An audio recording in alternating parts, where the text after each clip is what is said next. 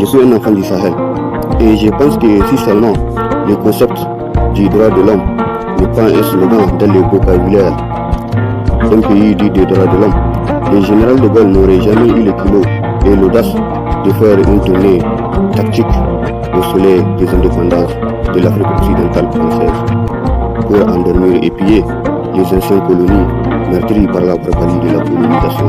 française et européenne, pour ainsi blanchir les acquis de la colonisation française à travers une espèce de mouton démocrate et résigné, une espèce de mouton politicien et politica. Je pense aussi que si seulement le droit de l'homme est un concept qui n'admet aucune dérogation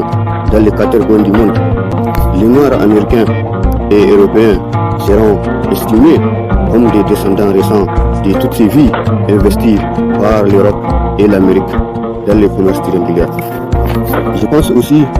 que si seulement la démocratie n'est pas bafouée au quotidien par les défenseurs du droit de l'homme, par la France et l'Europe, le néocolonialisme n'aurait jamais eu à coloniser une race de moutons politiques de l'Afrique pour sanctifier la démocratie nouvelle de l'Afrique ou pour certifier le braquage fictif et impeccable du néocolonialisme au nord comme au sud du Sahara, ou pour maquiller le braquage impeccable du Fonds monétaire international accompagné par la bénédiction de la Banque mondiale. Je pense aussi que la démocratie nouvelle